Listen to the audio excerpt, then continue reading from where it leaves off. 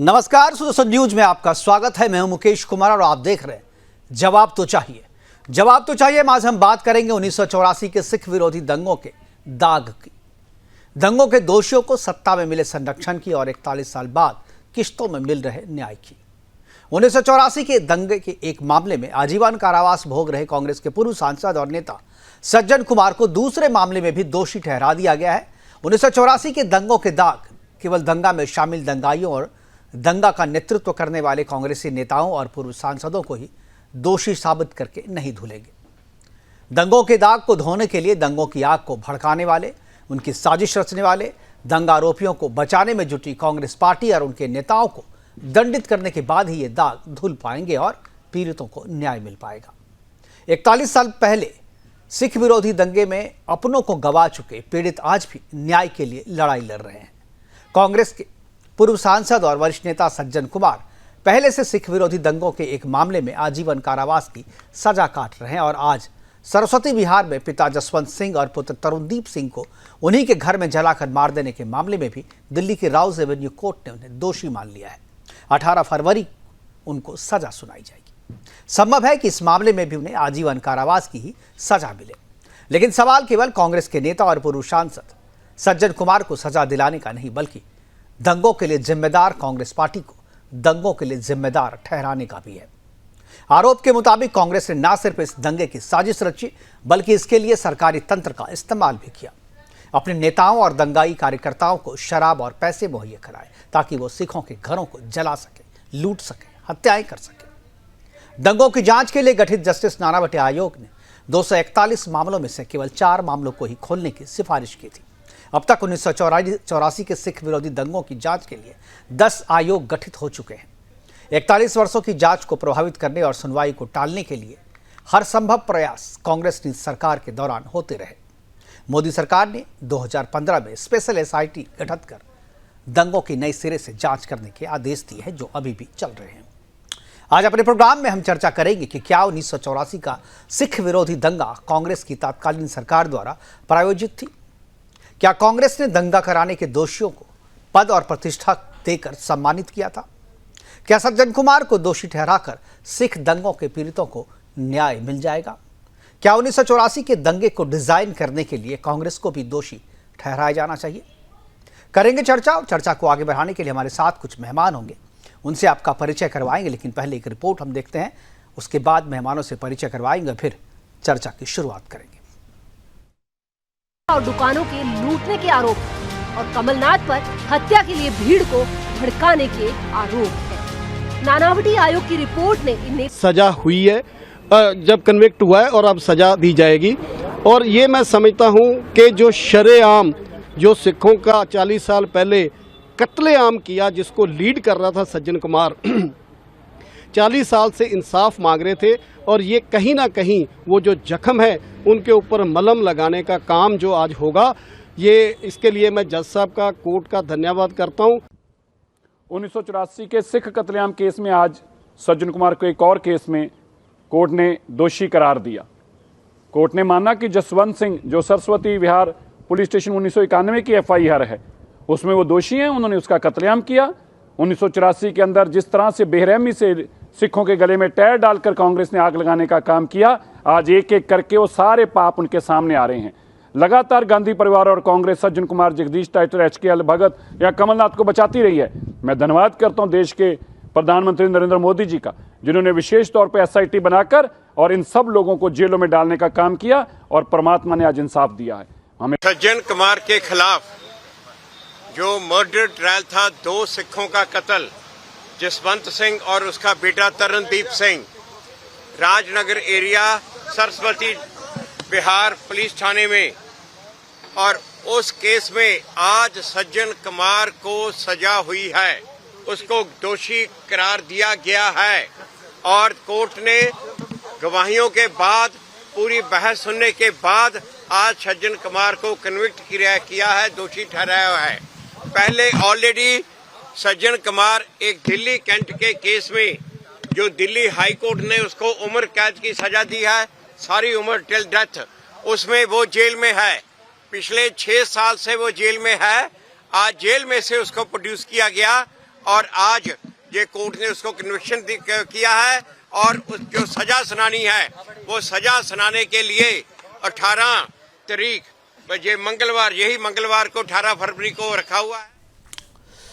तो जो दंगे पीड़ित थे उनके दर्द को शायद थोड़ा मरहम इस सज़ा के बाद लग गई हो, लेकिन जो असल न्याय है, जो असल जो पीड़ित को राहत है वो तभी मिलेगी जब इसके जो मूल दोषी थे, साजिश जो करता थे, जो कहानी के पीछे जो थे, उनको भी सज़ा मिलेगी। हमारे साथ चर्चा को आगे बढ़ाने के लिए हरगोविंद अरोड़ा जी हैं, बीजेपी के प्रवक्ता हैं, संदीप मिश्रा जी हैं, अधिवक्ता है, और कांग्रेस की तरफ से हमारे साथ अधिवक्ता सतीश बघेल। सभी का स्वागत है और चर्चा की शुरुआत मैं अधिवक्ता सतीश बघेल जी से ही करूंगा, जो कि कांग्रेस के प्रवक्ता भी हैं। सतीश जी, ये जो घटना है बताने की ज़रूरत नहीं है, सबके जहन में है, सबको याद होगा, आपको भी याद होगा। आज जो न्याय मिला है ये ठीक है, सज्जन कुमार को दूसरे केस में भी दोषी करार दिया गया है, अब सज़ा भी सुना दी जाएगी, लेकिन क्या आपको लगता है कि केवल सज्जन कुमार ही दोषी थे इसमें, या केवल HKL भगत, जगदीश टाइटलर यही केवल दोषी थे?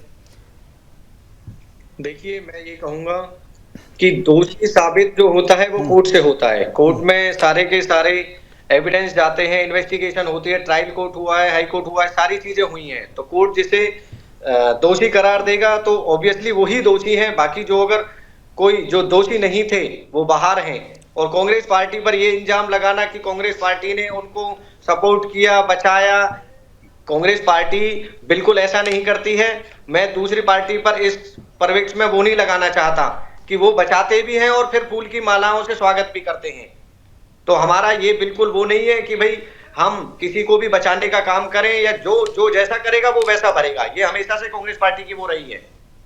लेकिन कांग्रेस के सांसद रहे भाई, उसके बाद उन लोगों को पद भी दिया गया, कमलनाथ को तो फिर मुख्यमंत्री तक बनाया गया, बड़े बड़े पदों से नवाजा गया। जब उनका नाम है तो ये कांग्रेस क्यों नहीं जिम्मेदार, कांग्रेस को लोग दोषी क्यों नहीं माने?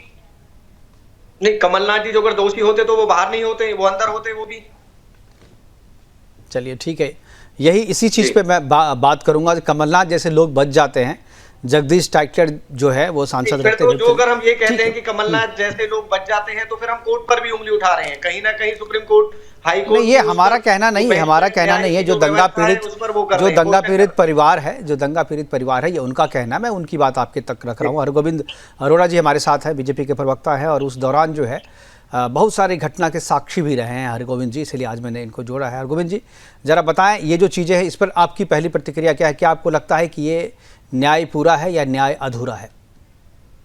देखिए, लगातार उन दंगाइयों को, उन हत्यारों को बचाने का जो कांग्रेस प्रयास करती रही, आज कम से कम कांग्रेस के प्रवक्ता ने राष्ट्रीय चैनल पे अपने एक नेता को दोषी माना तो सही, चाहे कोर्ट के माध्यम से माना। और मैं इस बात पर तो आऊंगा क्योंकि उस समय मेरी 13 वर्ष आयु थी और हमारा पश्चिमपुरी में निवास था, जो सज्जन कुमार जी के घर के सामने है लगभग, और गुरुद्वारा बिल्कुल मेरे घर के सामने था, 5 मीटर आमना सामना बिल्कुल। तो उस पर तो मैं आऊंगा, लेकिन एक ना आप इसकी मूल जड़ देखिए। कांग्रेस का सिख कौम के प्रति ये आज की घटना नहीं है। 1857 के विद्रोह के बाद जब अंग्रेजों ने देखा कि हिंदू और सिख ये ताकत वो है जो इस मातृभूमि की रक्षा के लिए मर मिटने को तैयार है, और इनके एक साथ होते हुए हम भारत पर राज नहीं कर सकते, तो 1880 में एक अंग्रेज अफसर ने इसकी नींव डाल दी थी। और क्या बात है, जिस सैकड़ों वर्षों जिस सिख कौम ने मां भारती की एक एक इंच आन बान और शान को बचाने के लिए शहादतें दी, 15 अगस्त 1947 को अचानक वो अल्पसंख्यक हो जाते हैं अपने देश में। तो कांग्रेस देखो वर्षों से किस नीति पे काम कर रही थी, जो अंग्रेजों ने जिसका बीज बोया था और जिसको खाद पानी अंग्रेजों ने दिया, और कांग्रेस के तो उसको लगातार कांग्रेस पे इस पर अब आते हैं 1984 के दंगे पे। मेरा 1971 का जन्म है, लगभग 13 वर्ष मेरी आयु थी। हमने वो दंगा अपनी आंखों के सामने देखा कि कांग्रेस के लोग किस तरह से बेरहमी से, और हमारे पड़ोस में ही मैं एक नाम लेना चाहूंगा, परमजीत सिंह आनंद, उनके पिताजी पर जब वो तलवार लेकर दंगाई आए और वो अपने पिताजी को बचाने आए तो दंगाइयों ने उनके सिर में तलवार मारी। और ये हिंदू और सिख एकता ही तो थी, पड़ोसी हिंदू ने ऊपर लेटकर जान बचाई। तो ये दंगा और ये दंगाइयों को तो लोगों ने देखा, अपनी आंखों से देखा, और आज कांग्रेस उसको कैसे नकार सकती है? और जो बच गए वो इसका मतलब दोषी नहीं है। कांग्रेस के प्रवक्ता का तो मानना यही है। अभी आपने जिन और नामों का जिक्र किया, जगदीश टाइटलर जी का या कमलनाथ जी का, लेकिन पूरी आज पूरी उम्मीद है, और उम्मीद ही नहीं पूरा विश्वास है कि इस देश में वो सरकार है कि जो हत्यारे हैं वो खुले घूमेंगे नहीं, वो भी सलाखों के पीछे अपने गुनाहों का फल भुगतेंगे। बिल्कुल, वो भी सज़ा का गुनाह की सज़ा जो है उन्हें भी मिलेगी। संदीप मिश्रा जी हमारे साथ। संदीप जी, क्या ये जो आज संभव हो पाया है, ये 2015 में जो स्पेशल एसआईटी गठन किया गया था उसके बाद ये संभव हो पाया? क्या इससे पहले केस को लटकाने और भटकाने की कोशिश की जा रही थी सरकार की तरफ से, कांग्रेस की तरफ से? 40 साल के बाद जो है ये फैसला, हालांकि 6 साल से सज्जन कुमार जो हैं वो दूसरे मामले में जेल में बंद हैं, लेकिन 40 साल तक जो है ये मामला जो है, और अभी भी पूरा न्याय मिला नहीं है, और भी बहुत सारे लोग हैं जिन पे अभी ट्रायल चलना है और वो भी अभी चलेगा। क्या आपको लगता है कि ये justice delayed is justice denied, क्या आप ये कहते हैं ये एक सटीक उदाहरण है उसका? मुकेश जी, क्रिमिनल केस के लिए 40 साल कम नहीं होता है, पहली बात। दूसरी बात है, जो 5-6 नाम आपने लिए जी, इसमें से सिर्फ एक सज्जन कुमार है जिनके बारे में हम सुन पा रहे हैं कि सजा हो पा रही है। और दूसरी बात, कमीशन का जीपी माथुर कमेटी का गठन हुआ 2014 नवंबर में, आज 10 साल बाद जाकर के फैसला आया है। तो कितना कठिन होता है ऐसे केसेज में जिसमें कि समय निकल जाता है तो एविडेंस इकट्ठा हो पाना कि कोर्ट इस कंक्लूजन पे पहुंचे कि किसी अपराधी को या आरोपी को सजा दे पाए। तो अगर जैसे हमारे प्रवक्ता भारतीय जनता पार्टी के बैठे हुए हैं, वो आई विटनेस थे घटनाओं के, तो अगर इस तरह के आई विटनेस एक ऐसा एनवायरनमेंट नहीं पाते जिसमें कि उनको बोलने के बाद अपने घर तक सुरक्षित पहुंचने का रास्ता साफ होगा, तब तक तो न्याय की उम्मीद करना ही बेकार था। और जो 84 का दंगा था उसके बाद जो लगातार एक दल विशेष या कहें कांग्रेस पार्टी सत्ता में रही, उसका सबसे बड़ा नतीजा रहा कि कोई भी विटनेस एक तो खुल के आया नहीं बोलने के लिए, दूसरी बात सरकार ने खुद ही मैटर को आगे नहीं बढ़ने दिया जिससे कि कहीं से सजा ना हो जाए। और शायद अगर जो आपने 4-5 नाम जो लिए हैं उसमें से सिर्फ एक सज्जन कुमार का नाम आ रहा है, बाकी सब लोग क्लीन चिट पा गए, और खास करके जो जगदीश टाइटलर साहब को भी क्लीन चिट मिल गई, केसेज क्लोज भी हो गए। उन सब के पीछे रीजन यही कि जो लंबा समय बीत गया उसमें एविडेंस का हो पाना, साक्ष्यों का मिल पाना बहुत ही मुश्किल होता है। और आई विटनेस जब तक नहीं होंगे, कोई साक्ष्य नहीं होगा, अदालत के लिए संभव नहीं है किसी भी नतीजे पे पहुंचना जो है। बिल्कुल, हमारे साथ सतीश जी, आप कह रहे हैं कि कांग्रेस पार्टी को दोषी नहीं ठहराया जाना चाहिए, लेकिन कांग्रेस पार्टी ने उन लोगों को जो इस दंगे में कांग्रेस को क्लीन चिट दे रही थी, जो आयोग के, उनको आपने पॉलिटिकल पद से नवाजा, आपने इज्जत सम्मान प्रतिष्ठा जो राजनीति में दिया जाता है वो सारी चीज़ें वो दी। मैं जो कल जो आयोग थे, मैं नाम भूल रहा हूँ उनका, उनके अध्यक्ष को आपने राज्यसभा भेज दिया था, जगदीश टाइटलर जी। एक चीज आप समझिए, जब कोई भी किसी पर केस होता है, कोई किसी केस के अंदर एक्यूज होता है, तो तब तक उसे दोषी समझा नहीं जाता है।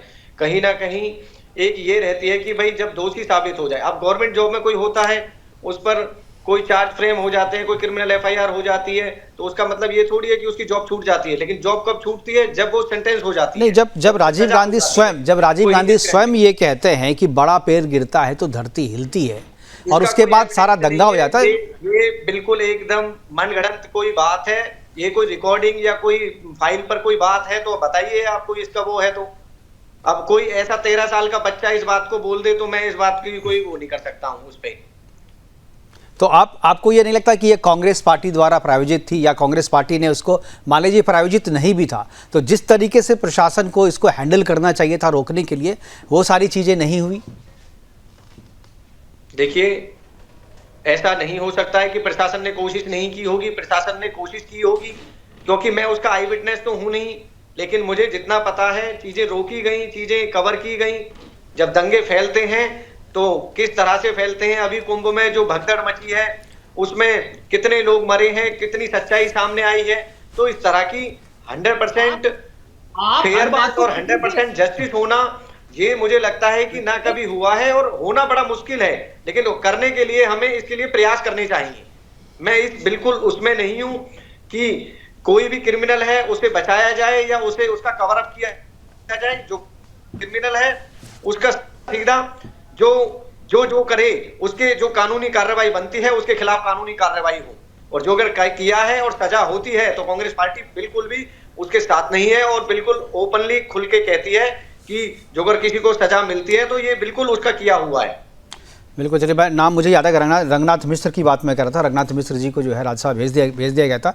एक चीज़ मैं संदीप जी आपसे जानना चाहूँगा, जो नानावटी आयोग थे, नानावटी आयोग ने करीब 241 मामले की जो है वो मामले दर्ज हुए, तो उनमें से केवल 4 मामले को खोलने की सिफारिश की थी। बाकी मामले जो हैं 337 मामले जो हैं वो उसी तरीके से धड़े के धरे थे, उस पर उन्होंने कोई सिफारिश नहीं की कि उसको खोला जाना चाहिए। लेकिन बाद में जब SIT गठित की गई तो और बीजेपी की भी ये मांग रही कि ये सारे मामलों की जाँच होनी चाहिए। क्या आपको लगता है कि ये जो सारे मामले हैं आई विटनेस के अभाव में जो है, क्योंकि सबको देखिए वीडियो रिकॉर्डिंग उस समय इतना जो है इलेक्ट्रॉनिक एविडेंस नहीं होते थे, लोगों को सामने आकर के बोलना पड़ता था, क्या जो साक्ष्य के अभाव में वो लोग तो छूट जाएंगे जो सीधे तौर पे इस दंगे में इन्वॉल्व थे, लेकिन क्या कांग्रेस पार्टी को आप दोषमुक्त कर सकते हैं? क्योंकि ये पूरा का पूरा जो मामला है, पूरी की पूरी जो घटना है, पूरा दंगा जो है, ये तो कांग्रेस पार्टी के लोग ही कर रहे थे, ये सबको पता है। एक भी नेता या एक भी कार्यकर्ता कहीं बाहर से नहीं आए थे और इसके पीछे जो रीज़न था वो भी कांग्रेस के नेता ही थे।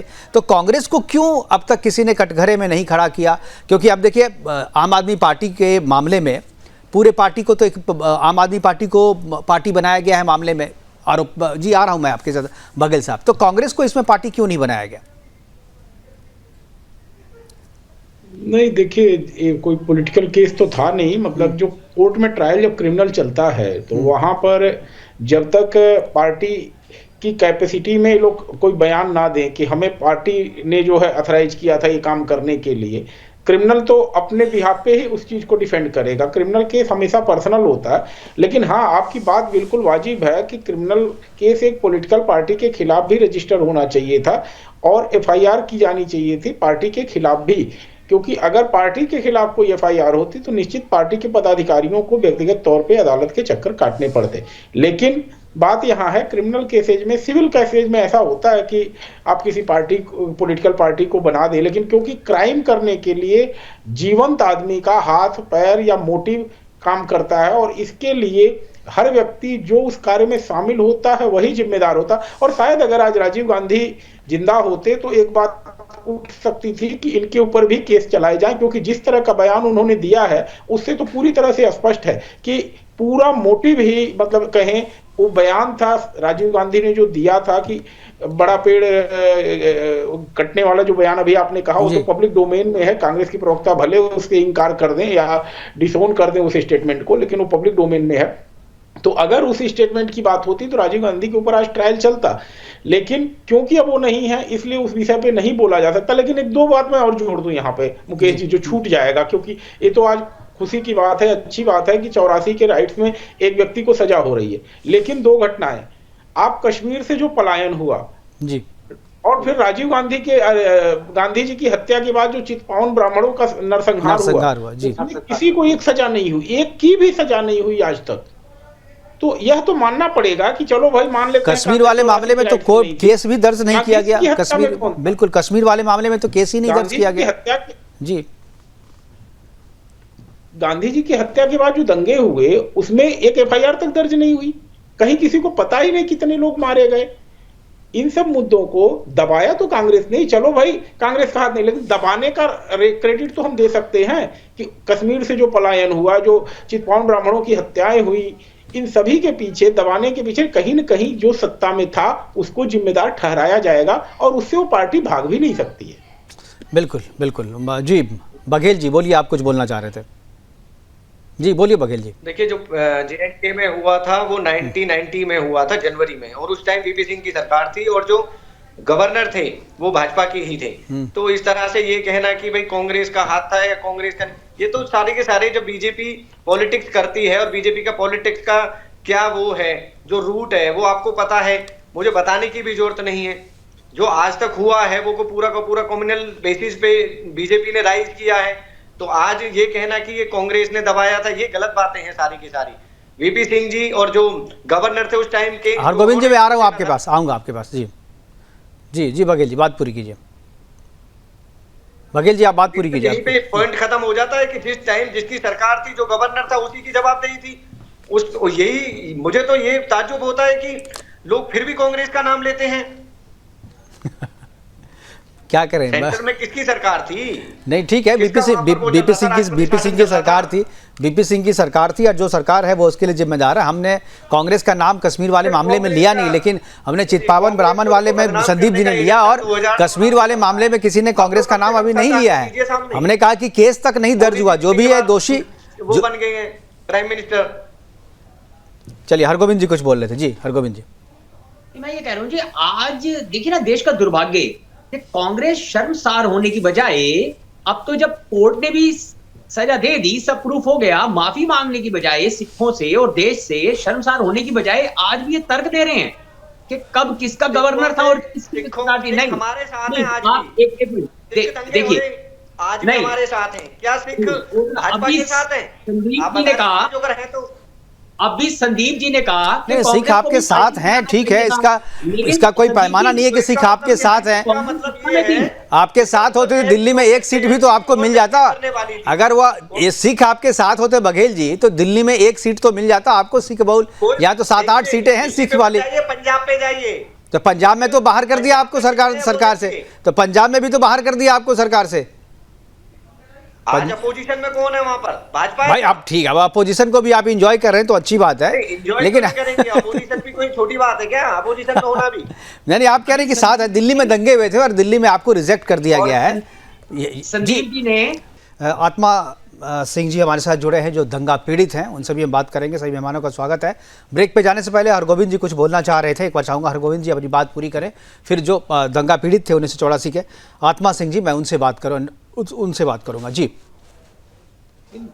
मेरा संदीप जी से ही एक प्रश्न था। संदीप जी ने कहा कि कांग्रेस को भी पार्टी बना। जी अपना फ्रेम। हाँ जी, मेरी आवाज आ रही है? जी आ रही है, बोलिए। मेरी आवाज आ रही है? जी आ रही है, बोलिए हरगोविंद जी। जी संदीप जी ने कहा था कि कांग्रेस को भी पार्टी बनाना चाहिए था। देखिए संदीप जी, दुर्भाग्य सत्ता में कांग्रेस थी और उन्होंने इन दंगाइयों को, इन हत्यारों को बचाने के लिए Z+ कैटेगरी की सिक्योरिटी दी और उच्च श्रेणी के भारत के सबसे बेहतरीन वकील इनको बचाने में खड़े किए। बिल्कुल। तो आप कैसे ये कल्पना कर सकते हैं? ये तो चंद नाम पता नहीं कैसे आगे बार, शायद तो एक पर भी ना होता। बिल्कुल बिल्कुल। हमारे साथ आत्मा सिंह जी जुड़ गए हैं। एक बार मैं चाहूँगा इनका नाम सही कर दें हमारे पीसीआर से। और आत्मा सिंह जी आपका स्वागत है। और सबसे पहले जो है मैं आपसे जानना चाहूँगा कि ये जो आज जो सज़ा दोषी मान लिया गया है सज्जन कुमार को, इस पे आपकी पहली प्रतिक्रिया, और क्या आपको लगता है कि ये न्याय, आत्मा सिंह जी, क्या आपको लगता है कि ये न्याय पूरा हुआ है या ये अधूरा है? जो मुख्य रूप से जो आरोपी थे उनको बचा लिया गया है, या एविडेंस के अभाव में हो, या सत्ता के संरक्षण में हो, या वकीलों की वकालत हो? देखो जी, ऐसा है कि सबसे पहले तो मैं जज साहब का धन्यवाद करना चाहता हूं कि उसने 40 साल बाद भी जो हमारे विटनेस हैं उनके ऊपर भरोसा किया जी, और उसको दोषी करार दिया है। और मैं इस मौके पर इनका बहुत बहुत धन्यवाद करता हूं जज साहब का, और हमारे प्रधानमंत्री जी नरेंद्र मोदी जी का भी धन्यवाद करना चाहूंगा कि जिन्होंने SIT बनाई 2014 में आकर जी। और अमित शाह जी ने SIT में जब सज्जन कुमार को पिछली बार क्लीन चिट दी गई थी तो हम उनसे मिले थे जी। कि ये एक दिन के वकील का हिंदुस्तान का टॉप लॉयर खड़ा करते हैं और हमारे पास उनकी बराबर का लॉयर नहीं होता है, तो हमारे को सरकार की तरफ से अटॉर्नी जनरल की लेवल का हमारे को वकील चाहिए जो हमारा पक्ष रख सके जी। तो उन्होंने हमारे को भरोसा दिया था कि हम रखेंगे और आप लोगों को न्याय दिलाने की पूरी कोशिश करेंगे। आज हम देख रहे हैं कि 2021 के अंदर सरस्वती थाने का जो ये चार्जशीट का हुआ था, SIT ने कराया था, जो जी, SIT का ये पहला केस है जिन्होंने ये मुकदमा दर्ज किया था 21 के अंदर, और उन्होंने ये चार्जशीट दाखिल करने के बाद चार्ज लगने के बाद में ट्रायल हुआ, और ट्रायल लगने के बाद आज सज्जन कुमार को दोषी करार दिया गया और जिन धाराओं के अंदर कुमार को दोषी करार दिया गया, इस धाराओं से लगता है कि सज्जन को हमारे को जो है आज तक किसी मतलब दोषी को फांसी की सजा नहीं है। तो हम चाहते हैं कि सारे दंगा पीड़ित सज्जन कुमार को फांसी की सजा होनी चाहिए, तभी जाके ये कुछ आगे बात बनेगी। बिल्कुल तो बिल्कुल जी, बिल्कुल फांसी की सजा होनी चाहिए। एक चीज़ आत्मा जी मैं और जानना चाहूँगा, अभी हमारे साथ कांग्रेस के प्रवक्ता सतीश बघेल जी हैं, अधिवक्ता भी हैं। इनका कहना है कि इतना सबको, लेकिन कांग्रेस को दोषी ये नहीं कह रहे कि कांग्रेस एज ए पार्टी इसमें कहीं से दोषी नहीं है, और सिखों का साथ जो है अभी भी कांग्रेस को मिल रहा है। जो सिख कम्युनिटी है वो नहीं मानती कि कांग्रेस इस दंगे के लिए कहीं से जिम्मेदार है। क्या आप भी ऐसा मानते? ऐसा नहीं, देखो ऐसा है, मेरी बात सुनो। कांग्रेस का राज था और जब वाजपेयी जी का राज आता है 1998 में जी, तो उन्होंने ये बनाई थी ऐसा नानावती कमीशन बनाया था, और नानावती कमीशन की रिपोर्ट 8 अगस्त 2005 को पार्लियामेंट में रखी गई थी। और शिवराज पाटिल उस टाइम से देश के गृह मंत्री थे। इन्होंने जब पार्लियामेंट में रखी तो उन्होंने कहा था कि किसी भी कांग्रेसी नेता का हाथ नहीं है। हमने उसके ऊपर पार्लियामेंट के बाहर धरना लगाया था। हमारा कंटिन्यू 3 दिन लगातार धरना चलता रहा, और एनडीए ने सरकार के खिलाफ अविश्वास प्रस्ताव लेके आए थे, और उन्होंने डिबेट की, और डिबेट में सभी पार्टियों ने कांग्रेस को क्रिटिसाइज किया। अंत में मनमोहन सिंह प्रधानमंत्री को माफी मांगनी पड़ी, और उनके 2 मंत्री हमारे धरने पे आए थे, श्री जयप्रकाश जायसवाल और पृथ्वीराज चौहान। इन्होंने कहा था कि हम आपको न्याय भी देंगे और आपको मुआवजा भी देंगे। और सबसे पहले उन्होंने सज्जन कुमार के खिलाफ 4 मुकदमे दर्ज किए थे, और 4 मुकदमे में से 1 मुकदमे में से वो सज्जन कुमार आज आजीवन कारावास 2019 से जेल में है, और ये दूसरा मुकदमा आ गया है। इसमें इसको कन्विक्ट कर दिया गया है, दोषी करार कर दिया गया है, और इसको बहुत सजा हो जाएगी। 18 तारीख को इसको फांसी की सजा होगी। तो ये कहीं भी नहीं बच सकता। जो ये कहते हैं, कम से कम दिल्ली में ये भ्रम फैलाने का काम करते हैं कि सिखों ने हमारे को वोट दिया, ऐसा कोई नहीं है। हमारे भारतीय जनता पार्टी ने सिख कैंडिडेट 3 उतारे थे, आम आदमी ने 3 उतारे थे, लेकिन आम आदमी के भी 2 विजित हुए, और बीजेपी के तीनों कैंडिडेट हमारे भाजपा से जीते हैं। तो हमारे को लगता है कि सारे सिखों ने भाजपा को बहुत ज्यादा गिनती में वोट दिया है, और कांग्रेस को तो 0% पे ही वोट नहीं दिया। जब पंजाब की अगर बात करें तो पंजाब में कांग्रेस की सरकार आती है तो वो धक्काशाही करती है, और वो धक्काशाही देखो आज तक जब जी आऊंगा बघेल जी, आऊंगा जी, बोलिए आत्मा जी बोलते रहिए। 1986 में जब अकालियों ने बाइकाट किया था, तब जाके इनकी सरकार आई थी, और इन्होंने बहुत जबरदस्त जांच से की, और बेअंत की सरकार आई थी। आपने बेअंत की सरकार का असर भी देखा है। उन्होंने चुन के सरदारों के नौजवान बच्चों को एक को भी नहीं छोड़ा, और सबको उनको उग्रवादी घोषित करके उनको जेल के बाहर उनको कत्ल किया गया। बड़ी जी आत्मा जी, मैं आपको बीच में रोकना चाहूँ। थोड़ा आपका फ्रेम जो है थोड़ा बिल्कुल से थोड़ा पीछे हो जाएंगे कैमरा से, तो आप पूरा दिखेंगे, ताकि आपका चेहरा दिखे, लोगों को पहचाने। आप इतनी अच्छी बात करें। जी बघेल जी आऊँगा जी, थोड़ा सा फ्रेम मैं अपने पीसीआर से भी कहूँगा जो कि एक बार आत्मा सिंह जी की फ्रेम को जरा सा सही कराए, तब मैं हाँ ठीक है। तब तक मैं सतीश जी के पास जाऊँगा। सतीश जी कुछ बोलना चाह रहे हैं, उसके बाद मैं फिर दोबारा आत्मा जी के पास जाऊँगा। सतीश जी बोलिए। जी, सबसे पहले तो जो पीड़ित हैं आत्मा जी, उनको मेरा नमस्कार है, और मैं उनकी भावनाओं की कद्र करता हूं, और उनके खिलाफ एक शब्द भी नहीं बोलना चाहता जी। और हम उनके जो दर्द हैं उसमें उनके लिए पूरी तरह से उनके साथ हैं। और कांग्रेस पार्टी की जो आइडियोलॉजी है और बीजेपी की जो आइडियोलॉजी है, उसमें एक फर्क बता देता हूं मैं आपको, कि कांग्रेस कभी भी किसी भी क्रिमिनल का पक्ष नहीं रखती है, ना ही उसे कवर अप या बचाने का काम करती है। कांग्रेस जस्टिस के साथ रहती है। कांग्रेस प्रिंसिपल के जो मूल स्ट्रक्चर है उस पर काम करती है। दूसरा, भाजपा आपको याद होगा बिल्किस बानो के 7 to 8 जो रेपिस्ट और मर्डरर थे, उनको भाजपा सरकार ने मैंडेट लाके उन्हें बाहर निकाला था और फिर सुप्रीम कोर्ट ने उन्हें अंदर किया था। ये है इन दोनों में बहुत मेजर फर्क, इनकी सोच में, इनकी विचारधारा में। कौन किसके लिए काम करता है वो सबके सामने है।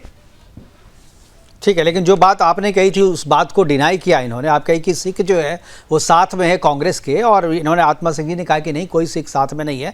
आप उसका जवाब दीजिए ना, ये तो आप बोलते ही रहते हैं पॉलिटिकल चीजें। जी, पंजाब में लंबे समय तक शासन रहा था। हमारे प्रधानमंत्री डॉक्टर मनमोहन सिंह जी 2 बार सिख पीएम रहे थे।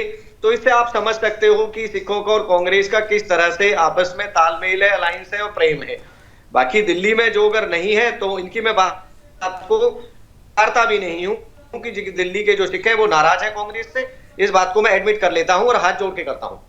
ठीक है, लेकिन जो मनमोहन सिंह की बात आपने कही, मनमोहन सिंह को तो कवर अप के लिए बनाया गया था, लेकिन उनका कितना अपमान किया गया था ये भी सब लोग जानते हैं। अभी तो भाजपा ने किया है। ठीक है, वो चीजें पब्लिक डोमेन में है। और आत्मा सिंह जी के पास अमेरिका के प्रेसिडेंट बराक ओबामा जिससे ट्यूशन लेते थे, उनको उन्होंने एक हंसी का पात्र बनाया और उन्हें बाद में भी पता चल गया कि वो कितनी बड़ी चीज थे।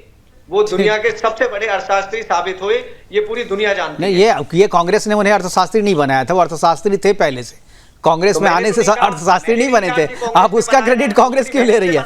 अबे मनमोहन सिंह जी बहुत अच्छे अर्थशास्त्री थे, इसका क्रेडिट आप क्यों ले रहे हैं? नहीं, क्रेडिट नहीं, वो हमारे क्रेडिट क्यों नहीं लेंगे? जो अगर हमारे वो नेता है तो हम बिल्कुल भी लेंगे। ठीक है, वो आपके नेता होने से पहले अर्थशास्त्री थे और पूरी दुनिया उनका लोहा मानती है। कांग्रेस पार्टी के नेता थे, हम गर्व से कहते हैं वो प्रधानमंत्री थे हमारे। ठीक है, हाँ, ऐसे प्रधानमंत्री जिसे आपने एक मोहरे की तरह रखा था, उसका इस्तेमाल किया, अपमान किया और बाद में निकाल करके बाहर कर दिया। ठीक है, वो सब पूरी दुनिया जानती है। आत्मा सिंह जी कुछ बीच में रोक दिया था मैंने। आत्मा सिंह जी को भी कहना चाहिए। नहीं, वो मैं क्यों, दुनिया कह रही है। हमने तो पूरा एविडेंस दिखाया था, एविडेंस का मैं ही नहीं, सारे मीडिया वालों ने दिखाया था। आत्मा सिंह जी को बीच में मैंने रोक दिया था। एक बार आत्मा सिंह जी अपनी बात आप पूरी करें। जी, मैं ये कहना चाह रहा था कि कांग्रेस के पास वो अपनी गलती को भुनाने के लिए, गलती माफ करवाने के लिए मनमोहन सिंह को ये लेके आए। और मनमोहन सिंह का इन्होंने क्या असर किया सारी दुनिया जानती है। ऑर्डिनेंस जब लेके आए थे उसका राहुल गांधी ने उसको फाड़ दिया। ये हुए उनकी, मनमोहन सिंह की इज्जत ये इतनी करते थे। मैं आपको बताऊं कि हमारे, देखो अब जो भी हो, जैसी भी पार्टी है, बीजेपी वालों ने सिखों को बहुत बड़ा, उन्होंने हमारे कैबिनेट में 2 सिख मंत्री हैं अभी भी, हरदीप पुरी जी और बिट्टू जी। ये दोनों अभी कैबिनेट मंत्री लाए और इन्होंने कोई पार्लियामेंट का इलेक्शन नहीं जीता, कोई इलेक्शन जीत के नहीं आया। इन्होंने नॉमिनेट किया राज्यसभा से, इनको सतीश जी मैं आ जाऊंगा आपके पास जी, बनाया है। और मैं ये कहना चाहता हूं कांग्रेस को, सोनिया गांधी को खुले दिल से सिखों से जब तक माफी नहीं मांगेगी, इनको सिख माफ नहीं करेंगे। हर बार राहुल गांधी को ये आते हैं, कभी कोई इनके नेता कुछ हमारे सिखों का अपमान कर देते हैं। जब इलेक्शन आते हैं तो इसको इनकी दादी याद आ जाती है, तो उनकी सिंपैथी विन करने के लिए ये ड्रामे करते हैं। ये बंद करो और खुले दिल से आके सिखों से माफी मांगो कि हमने बहुत बड़ा अत्याचार किया है सिखों के साथ, हमारे को माफ कीजिए। और जाके इनको माफी मांगनी चाहिए। आज तक सोनिया गांधी, राहुल गांधी, प्रियंका गांधी ने कभी माफी नहीं मांगी सिखों से। तो मेरी ये बेनती है, ये स्वीकार करें। बिल्कुल, जब तक खुले दिल से माफी, बिल्कुल, जब तक सिख जो है माफ नहीं करेंगे। बिल्कुल ठीक है, हमारे पास समय की कमी है प्रोग्राम को वाइंड अप करना, लेकिन सतीश जी मैं आपके पास 10 सेकंड आपको देता हूं जी। मैं राहुल जी की दुनिया, मैं भारत की बात नहीं कर रहा हूं, मैं पूरी दुनिया की बात कर रहा हूं। जो उनके अंदर सादगी और सहन शक्ति है वो दुनिया में किसी व्यक्ति में वो माफी मांगने की बात कर रहे हैं, उनकी सादगी की बात नहीं हो रही है। वो माफी मांगी है ना, बहुत सादगी है, तो माफी क्यों नहीं मांग लेते? माफी क्यों नहीं? अरे अंग्रेजों ने भी 200 साल के बाद जलियांवाला बाग के लिए माफी मांगा। जलियांवाला बाग कांड के लिए अंग्रेजों ने भी आकर के यहाँ पर 200 साल के बाद माफी मांगा। 40 साल के बाद भी आप लोग को माफी नहीं मांगने में दिक्कत हो रही है। दुनिया में नहीं मिल सकता। वो अपने पिता के जब कहता है राहुल, राजीव गांधी कहता है जब बड़ा पेड़ गिरता है तो धरती हिलती है।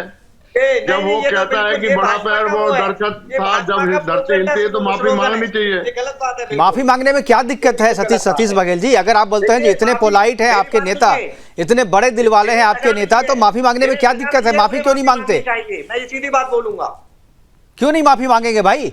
कि सीधे तौर पे जिम्मेदार है। मैं तो कहूंगा कि कांग्रेस को भी पार्टी बनाया जाना चाहिए था इस मामले में। आरोप नहीं लगाना चाहिए, ये आप कह रहे हो कांग्रेस का मैं ये जो पीड़ित है वो पीड़ित पक्ष की तरफ से कहा जा रहा है, कांग्रेस को भी पार्टी बनाया जाना चाहिए इस दंगा के केस में, और तभी जाकर के न्याय मिल पाएगा दंगा पीड़ितों को। माफी मांगनी चाहिए, मैं ये बोलूंगा आपसे। ठीक है, चलिए, लेकिन माफी मांगने से आदमी छोटा नहीं होता सतीश बघेल जी, माफी मांगने से आदमी छोटा नहीं होता। जो हुआ है जिस अंग्रेज की बनाई हुई आपकी कांग्रेस है ना, उसी अंग्रेज की जो महारानी है वो आकर के जलियांवाला बाग कांड के लिए माफी मांगी है, आकर के 200 साल के बाद कांड के। देखिए, आपको भी मांग लेना चाहिए। सुनिए मेरी बात, सुनिए। बिल्कुल मांगनी चाहिए माफी आप लोगों को, बिल्कुल राजीव गांधी और सोनिया गांधी को माफी मांगनी चाहिए, बिल्कुल। चलिए, हमारे पास समय की कमी है। प्रोग्राम को वाइंड अप करने के लिए कहा जा रहा है। आत्मा सिंह जी आपका, अधिवक्ता सतीश बघेल जी आपका, अधिवक्ता संदीप मिश्रा जी आपका, और हरगोविंद अरोड़ा जी बीजेपी के प्रवक्ता आपका बहुत बहुत धन्यवाद। आप जुड़े इस महत्वपूर्ण चर्चा में, अपनी बातें आपने साझा की। लेकिन 84 के दंगों की जो पीड़ा है वो पूरी तरीके से अभी खत्म नहीं हुई। जो जख्म मिले थे वो जख्म अभी पूरी तरीके से भरे नहीं है, अभी भी कुछ उसमें हरापन जो है, अभी भी कुछ ताज़ापन जो है उसमें बाकी है, क्योंकि जो न्याय मिलना चाहिए था वो न्याय मिल नहीं पाया। जिन लोगों को सजा मिलनी चाहिए तो उसको सत्ता के संरक्षण के कारण उनका नाम जो है हटा दिया गया, उन्हें क्लीन चिट दे दी गई। लेकिन जो लोग मारे गए इस दंगे में, उनके परिवार वाले आज भी हैं। वो मंजर, जब भी इस घटना से जुड़ी कोई भी खबर आती है, वो मंजर उनकी आंखों के सामने एक बार फिर से दौड़ जाता है, कौंध जाता है। और इन मंजरों को न्याय तब मिलेगा जब इसके जो मुख्य आरोपी हैं, खासतौर पे जो साजिश करता है, केवल नेताओं को सजा देने से कुछ नहीं होगा। जिस पार्टी के नेता है उस पार्टी को भी जिम्मेदारी लेनी चाहिए, और उन्हें सजा नहीं तो कम से कम आगे बढ़ के माफी मांगनी चाहिए। फिलहाल अभी के लिए इतना ही, दीजिए इजाजत, नमस्कार।